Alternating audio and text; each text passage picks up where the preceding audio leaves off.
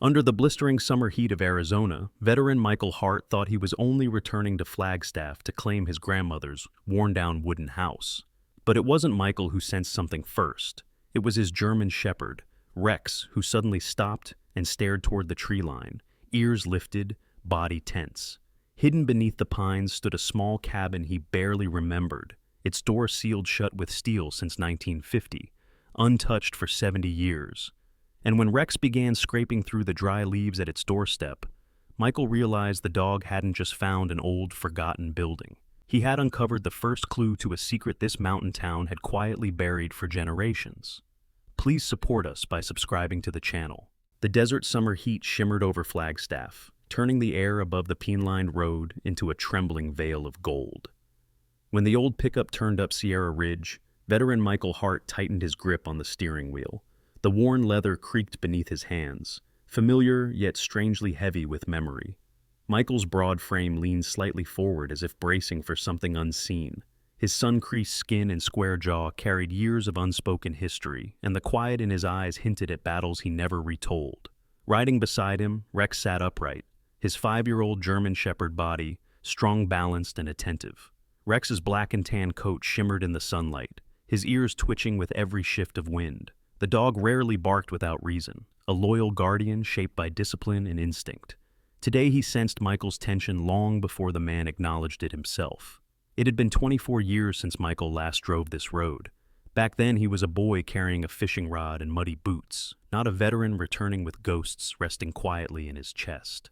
2 weeks earlier, attorney Samuel Briggs had called to say his grandmother Mildred had passed away. Briggs, a thin man in his late 60s, with soft silver hair and a patient voice, spoke as though he had been rehearsing the words for years. He remembered every detail of Michael's childhood, even details Michael himself had forgotten. Mildred, he said, had insisted the land on Sierra Ridge must stay in the family. The old pickup rolled into the clearing, and Michael felt a knot tighten beneath his ribs. Before him stood the house of his childhood summers, if stood could still be used.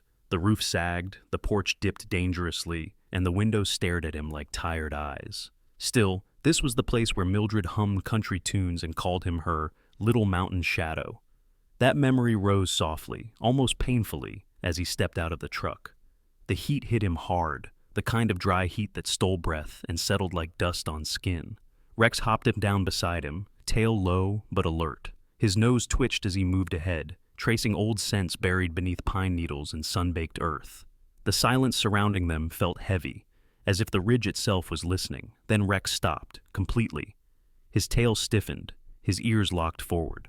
Michael followed the dog's gaze toward a darker patch of pine trees behind the house. There, half hidden, sat a small cabin he had nearly forgotten. Smaller than the main house, made of darker timber, and strangely untouched by time. A steel band sealed the door, bolted in place with rusted iron brackets. A faded government placard hung crookedly on the front. It read, "Sealed 1950, no entry by order." The numbers tugged at something faint in Michael's memory, like a half-heard story he never understood. Rex padded a few steps closer, nose lifted, body tense yet unafraid. He didn't growl. He simply watched the cabin with the focus of a creature sensing something human ears could never catch. Michael moved to stand beside him, the heat thick around them. The cabin looked wrong in its stillness, too preserved, too intentional. While everything else on the ridge had surrendered to time, this small building refused to bend. Why had Mildred never spoken of it? Why had she allowed it to remain sealed for 70 years? And why, after all these years away, did standing here make Michael feel as though he had stepped into a story already in motion? Rex took one more cautious step toward the door. Michael felt his pulse shift, a slow thud of instinct stirring beneath the ribs. Something waited here, something Mildred had hidden, something the ridge had kept quiet. He didn't know what it was yet. But as the sun burned overhead and Rex stared unblinking at the cabin, Michael understood one thing with unsettling clarity. This inheritance was not simply land. It was the beginning of a truth that had been waiting far too long to be found.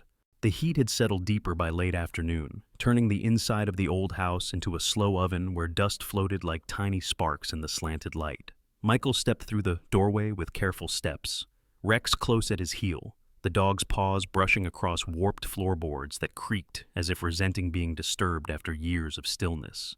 The interior smelled of cedar, paper, and something older, something Mildred had lived with for decades and chosen not to name. Michael paused in the center of the living room, letting his eyes adjust to the dimness. The furniture had been covered in white sheets, ghost-like shapes softening into form as the light shifted. The sewing chair Mildred used to sit in, the small bookshelf where she kept recipes and weather almanacs, the wooden table scarred by her habit of pounding dough with more force than necessary.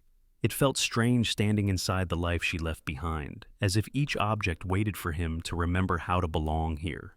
Rex sniffed the edges of the room, his tail brushing lightly against the sheets as he moved with practiced caution. Michael's attention was drawn to a wooden trunk beneath the window. It was the only thing in the room free of dust, as though it had been polished not long before Mildred passed. He crouched beside it, brushing his fingers over the brass latch and feeling a small tremor run through him. The trunk had been in the house ever since he could remember. Mildred never opened it in front of him, but she never hid it either. A quiet invitation without explanation. He lifted the lid slowly, and a soft breath of stale air escaped. Inside lay neatly folded quilts, a tin of dried lavender, and at the very bottom, a leather-bound journal tied with a thin ribbon. The journal was worn at the edges, its pages yellowed but intact. Mildred's handwriting ran across the first page, looping and elegant, the way people wrote before the world sped up. Summer, 1950. He felt the words settle over him like a drop in temperature. He glanced toward the window, where the small cabin was barely visible between the trees. When he turned the page, Mildred's voice seemed to come alive through her writing. She described the arrival of 3 strangers, 2 men and 1 woman, who had driven up the ridge in a dark government-stamped truck. The men were tall, broad-shouldered, wearing pressed uniforms that weren't quite military, yet not civilian. The woman, Mildred wrote, had sharp cheekbones and hair pinned into a tight twist, her expression unreadable. They spoke politely but distantly, asking townspeople to stay away from the ridge for temporary operational procedures. Michael felt his brow furrow. It sounded like official language designed to reveal nothing. The entry continued, describing how they built a temporary barricade around the small cabin, working from dawn to dusk for an entire week. They never invited questions. They simply nodded, spoke little, and disappeared the moment their work was finished. Mildred had written, "They left faster than they came. The cabin stayed sealed, and no one in town knew what they were hiding." Rex nudged Michael's arm, breaking his focus for a moment. The dog's ears stood high, posture subtle but alert. Michael stroked the fur behind Rex's neck, grounding himself. He turned another page, and Mildred's tone seemed to shift, less descriptive, more personal, as if she had waited decades for someone to read these lines. "I don't know what they left behind. They never told us. But I saw the look on the woman's face when she sealed that door. It wasn't fear, it was sorrow."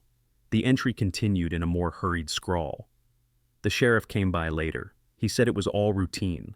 But when I asked him what sort of routine required padlocks and armed strangers, he didn't answer. He just stared at the mountain like he wished it would swallow the truth whole." Michael sat back, absorbing the words. It struck him how isolated Mildred must have felt, choosing to remain silent while others carried on with their lives. She had witnessed something she didn't understand, something she sensed was important, yet she chose not to share it with him, not even when he visited as a boy. Was she protecting him, protecting the town, or protecting a truth that had scared her more than she wanted to admit? He flipped to the final page. The ink here was fainter, the handwriting unsteady. "If someone returns to this land, someone who carries our name, show them what was forgotten. Silence is not strength. Truth outlasts us all." The ribbon slipped from his fingers as he closed the journal. Michael stayed still, listening to the wind brushing softly against the old wooden frame of the house. Rex moved to the doorway, looking back at him with a gentle whine, a reminder that the cabin outside wasn't just part of a story, it was waiting. Michael stood, gripping the journal tightly as he walked outside. The heat pressed against him again, heavy and expectant. Rex walked ahead, pausing to smell the ground near the main house. His gaze tugged repeatedly toward the cabin under the pines. Michael followed slowly, each step feeling less like an inheritance and more like stepping into a memory that wasn't his yet demanded to be carried. At the edge of the clearing, he stopped. The steel-sealed door glinted faintly in the lowering sunlight, as if acknowledging his presence. And as Rex's ears shot up sharply, Michael felt his breath catch, not in fear, but in the unmistakable sensation that someone, somewhere, had left him a message inside that cabin, a message waiting for him to open.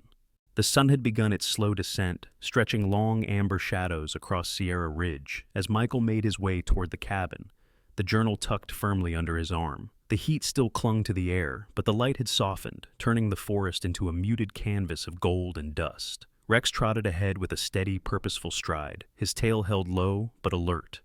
Every time the dog paused to sniff the air, Michael felt the tension tighten inside him. Not fear exactly, but the weight of stepping into something that had waited too long.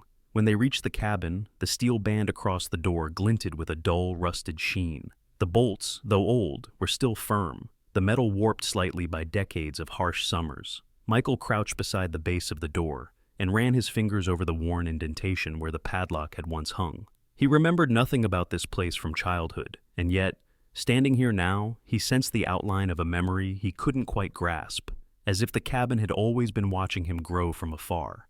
Rex sat beside him, ears angled toward the cabin as though listening to the faint hum left over from a forgotten era. Michael stood, took a breath, and returned to the main house, heading toward the wooden trunk where Mildred's journal had rested. At the bottom of the trunk, beneath the quilts and tin of lavender, he noticed a small metal box he hadn't seen earlier. It was rectangular, heavy for its size, and marked with a simple engraving, NMH. That alone made his stomach tighten. Inside was a single object, a metal key attached to a worn leather loop. The key was thick, industrial, the sort used for heavy locks rather than household doors. As he held it, he felt the familiar ache of Mildred's absence.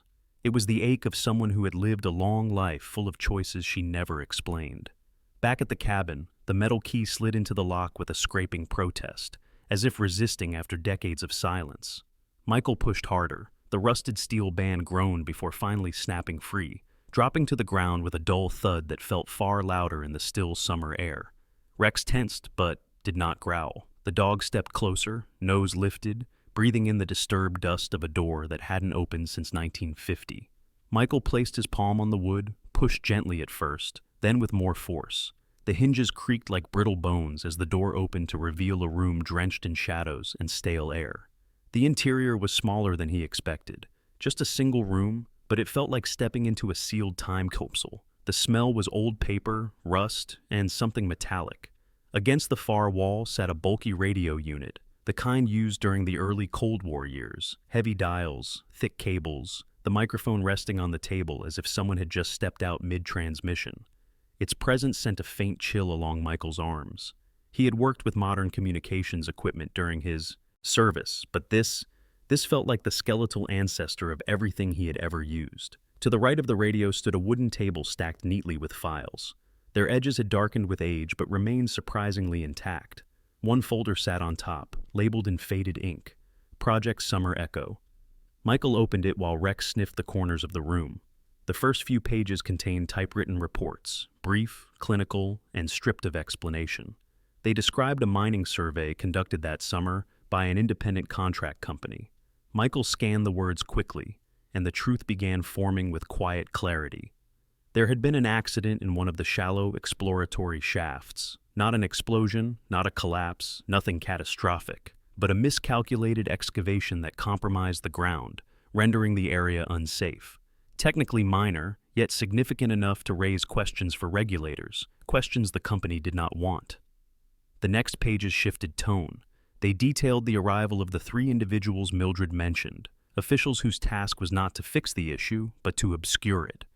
The documents confirmed what the journal hinted: the makeshift barricades, the sudden appearance of unfamiliar uniforms, the sealed cabin functioning as temporary storage for paperwork.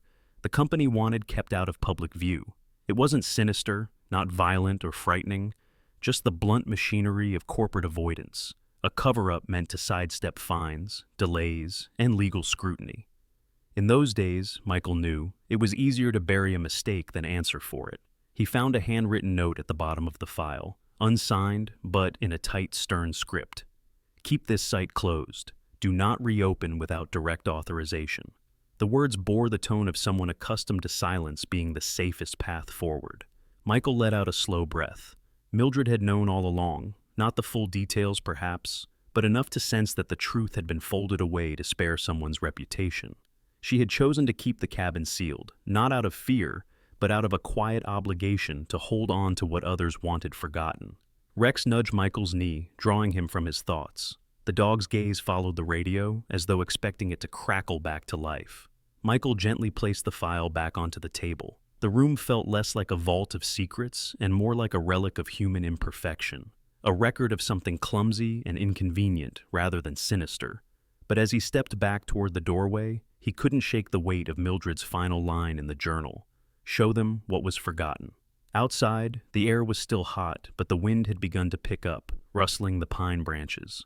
Michael looked back at the open cabin, the doorway now wide to the world after 70 years. He didn't know who "them" referred to: town authorities, the mining company, or perhaps someone who never came back to claim responsibility.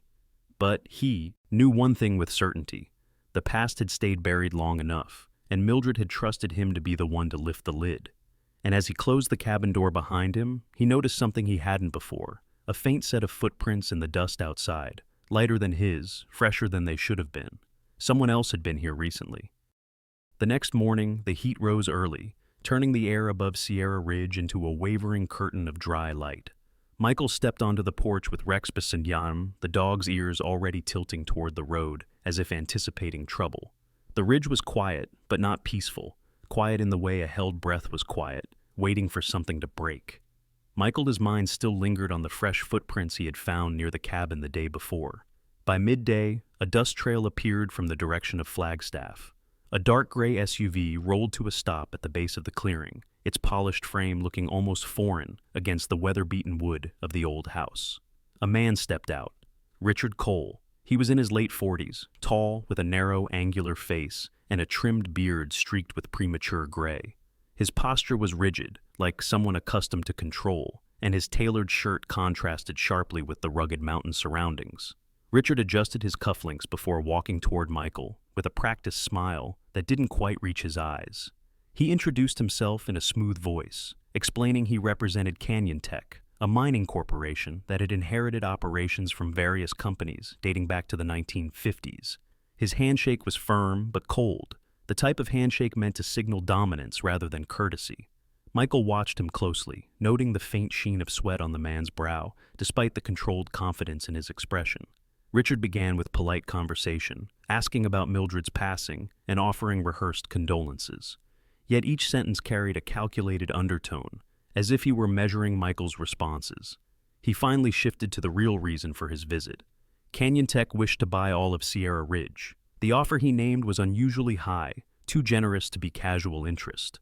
Rex let out a low, instinctive growl, his body sliding subtly in front of Michael. Michael declined the offer without hesitation. The ridge was family land, and after what he had discovered in the cabin, selling felt like a betrayal, not only to Mildred, but to the truth she had protected. Richard's polite smile thinned. His eyes flickered with something sharp and dissatisfied, though he kept his tone calm. He leaned in slightly and said, "Some old things are best left sleeping, Mr. Hart. Digging them up only brings problems." The words settled heavily between them. Michael kept his expression still, but he felt a jolt of clarity. Richard knew about the cabin. Maybe not everything, but enough to want it buried again. Rex's growl deepened, quiet yet unmistakable. Richard glanced at the dog with a hint of irritation before stepping back toward his SUV. He left without another word, the tires grinding gravel in a way that sounded like unspoken warning. That night, the ridge did not rest. Every hour or so, Rex's ears shot up, and he moved toward the window with tense steps. Michael followed, the dog's gaze into the darkness, catching flashes of headlights passing slowly along the dirt road. No one stopped, no one honked, but each vehicle lingered long enough to feel intentional. It wasn't traffic. It wasn't coincidence. Someone was watching the ridge. Around midnight, Rex barked sharply, a sound that cut through the stillness like a blade. Michael grabbed a flashlight and stepped outside, scanning the tree line. The beam caught only dust and shadows. Yet Rex refused to calm down, pacing in tight circles, nose pointed toward the direction of the cabin. Michael knelt beside him, feeling the dog's muscles coiled like a drawn bow. "What do you smell, boy?" he whispered. The wind shifted, carrying a faint scent of engine oil, fresh, not old. Someone had been close, maybe closer than Michael realized. He followed Rex toward the edge of the clearing, and though he found nothing beyond disturbed leaves and a lingering warmth in the air, The sense of intrusion tightened in his chest. Whoever left those footprints near the cabin might not have been alone. The next day, Richard returned, but not to speak. From a distance, Michael watched him inspect the road, the surrounding pines, and the ridge itself, documenting something on a tablet. He was accompanied by a young man in his early 30s, a technician of some sort, slim with sandy hair and nervous eyes. The man avoided looking at Michael, as though afraid of what he might reveal accidentally. Richard caught Michael's stare and only nodded curtly before getting back into the SUV. The technician followed quickly, anxious and tense. The pair drove off, but not before Richard cast one last unreadable glance toward the cabin's direction. It wasn't the look of a man curious about land value. It was the look of someone monitoring a threat. As evening fell, Michael sat on the porch steps, Rex at his feet, the sky bleeding into deep red and violet. He replayed the events in his mind, the footprints, the files, Richard's warning, the late-night cars circling the ridge. Mildred's journal suddenly felt heavier, more urgent. Someone didn't just want to buy the ridge. Someone wanted to erase what remained of the past. Rex lifted his head again, staring toward the cabin with renewed tension. Michael followed his gaze, fighting the growing knot of unease. The cabin stood quiet under the pines, but he knew better now. Silence did not mean safety. Silence sometimes meant someone else was already moving in the shadows. And as a soft crunch echoed somewhere in the trees, Michael realized the ridge was far from done revealing its secrets. The afternoon heat pressed down so hard it seemed to vibrate in the air, the pine needles giving off a sharp resin scent that clung to every breath. Michael walked toward the cabin with Rex beside him, intending only to check the documents he had left inside. Yet the moment he reached the clearing, something felt wrong. The air was too still, the shadows too focused, as if the ridge itself were waiting. Rex froze first, his body stiff, ears slicing upward with instinctive alertness. Michael followed the dog's gaze toward the rear corner of the cabin. The wood around the back door had been chipped away, thin splinters scattered on the ground like discarded matchsticks. Someone had tried to pry it open, not fully, not successfully, but enough to leave a message. Michael crouched and brushed his fingers across the fresh marks. They were new, hours old at most. His jaw tightened as he whispered, "They came back." Before he could gather another thought, Rex let out a sharp bark and darted toward the tree line, nose locked onto a scent. Michael sprinted after him, feeling the heat burn in his lungs as he crashed through low branches. The sound of Rex's paws slicing through the underbrush led him deeper into the forest behind the cabin. Toward the old mining grounds, Mildred once warned him never to explore. The ground dipped, the trees thickened, and the air cooled slightly. Then he saw them. Richard Cole stood near a half-buried metal hatch, flanked by two Canyon Tech employees.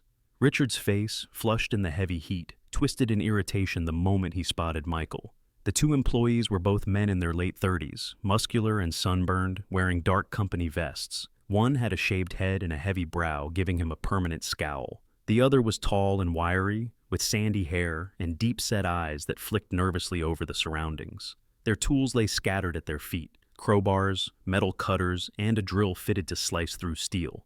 Rex lunged forward with a fierce growl, planting himself between Michael and the trio. His black and tan coat bristled, muscles taut, ready to defend. The men stepped back instinctively, startled by the sudden presence of a trained German shepherd. Michael raised his hand, commanding Rex to stay, then turned his glare to Richard. "You forced your way up here," he said, voice low but steady. "What are you trying to do?" Richard wiped the sweat from his brow, his jaw shifting with frustration. He looked less polished than before, shirt wrinkled, hair damp, eyes edged with impatience. "Finishing something that should have been done 70 years ago," he muttered. "There's no need for anyone else to get involved." He nodded toward the hatch. "That entrance leads to a storage shaft. Old reports, old mistakes, nothing anyone needs to see." Michael's maimed stomach tightened as he realized the implication. "You're destroying evidence." Richard stepped closer, his voice dropping into a sharp whisper meant to retain control. "It was a minor accident, a bureaucratic mess. The people involved are long gone, and the company has changed hands half a dozen times. Why drag the past out of its grave?" The taller employee, the wiry one with sandy hair, shifted nervously, sweat trickling down his temples. He clearly wasn't comfortable being here, though he kept silent. The shaved-head man looked more ready to follow orders without hesitation.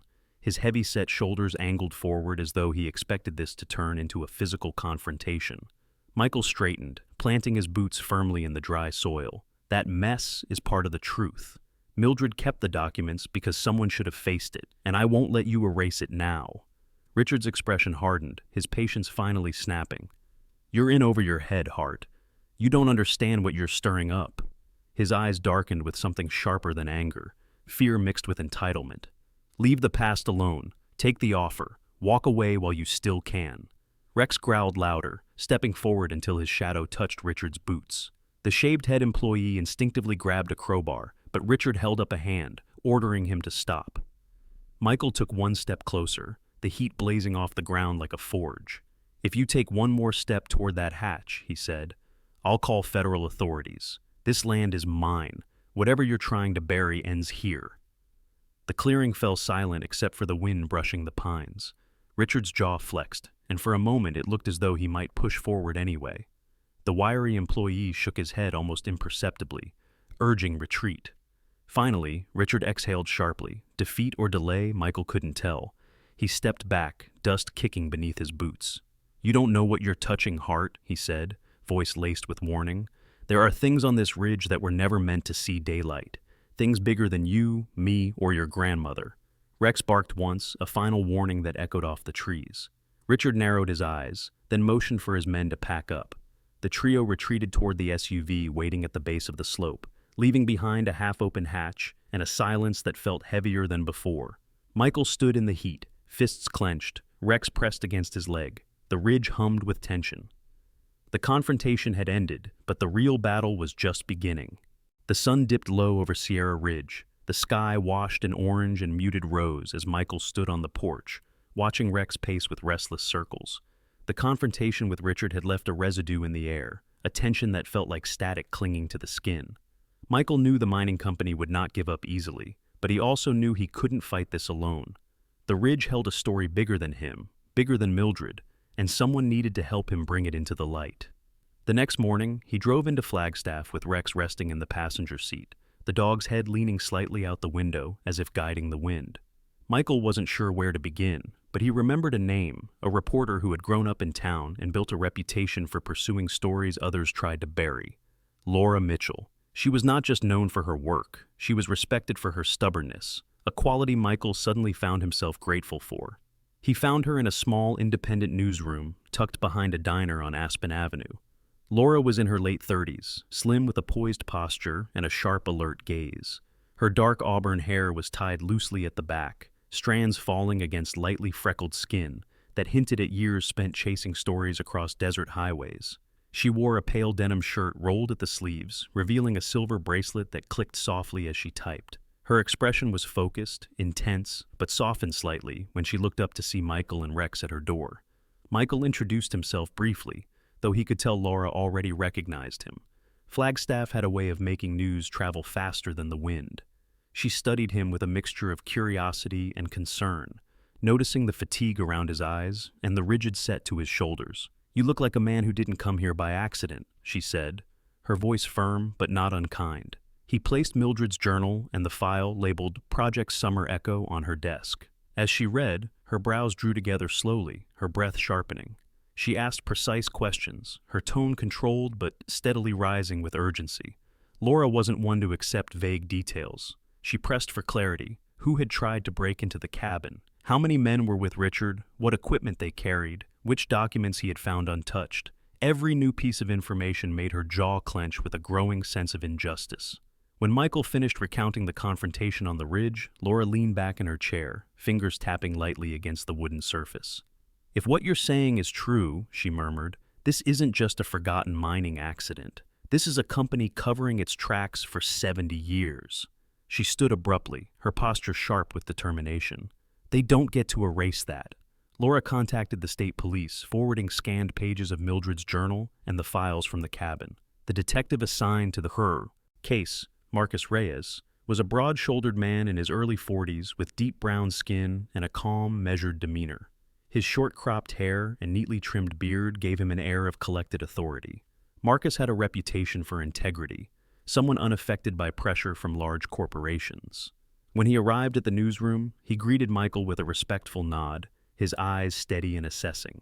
Marcus asked to see Rex, who approached him with cautious interest. The detective knelt down, brushing a hand over the dog's fur. "Good instincts," he said quietly. "He probably saved you from something worse." Then he turned back to Michael, his expression serious. "We'll take this from here, but I need you to be ready. Companies like Canyon Tech don't fold without a fight." Over the next days, the investigation deepened. Marcus and his team visited the ridge, documenting the forced entry marks on the cabin door and photographing the hidden hatch Richard tried to access. They verified the authenticity of the files inside, confirming that the cabin had indeed been used as temporary storage during the 1950 incident. More importantly, they found evidence that Canyon Tech had been aware of the old documents and deliberately attempted to eliminate them. Pressure mounted quickly. Public interest surged as Laura published the story in small, careful increments, never sensationalizing, only revealing the facts with restraint. Her article emphasized community memory, environmental responsibility, and the long-overlooked truth Mildred had kept safe. Residents of Flagstaff, especially older locals, shared their own recollections of strange trucks arriving in 1950 and the swift departure that followed. Under the growing scrutiny, Canyon Tech eventually issued a public statement. The words were polished, diplomatic, but the meaning was clear. They were cornered. They admitted that the documents had been mishandled, that past operations lacked transparency, and they pledged to restore and preserve historical mining records, participate in rehabilitating the old mining grounds, fund environmental programs for the region. For the first time since inheriting the ridge, Michael felt a shift, not victory, but release. Something long suppressed had finally exhaled. He repaired Mildred's house slowly, replacing boards and clearing pathways as the light of evening fell softly across the land she loved. The cabin from 1950 he left mostly untouched, except for adding a small wooden sign by the door that read, "History belongs in the open." He decided to turn it into a small public exhibit, a space where the town could learn about the past without fear or embellishment. One evening, as the sun melted into the horizon and painted the ridge in amber, Rex lay on the porch, his head resting on his paws.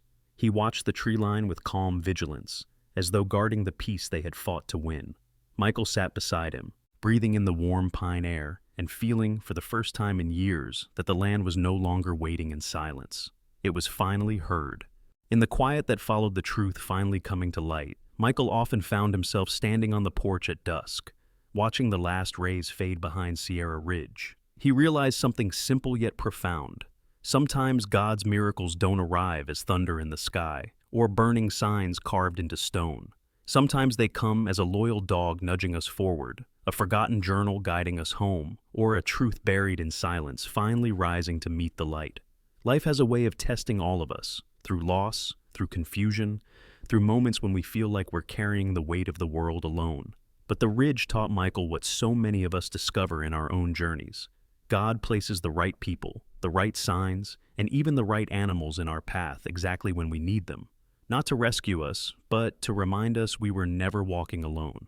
If this story touched you, or reminded you of a moment when faith carried you through something difficult, we invite you to share your thoughts in the comments. Tell us where you're watching from, and how God has shown up quietly in your life.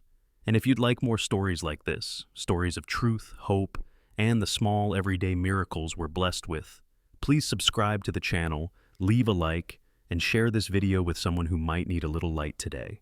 May God bless you, your family, and every step you take from here forward.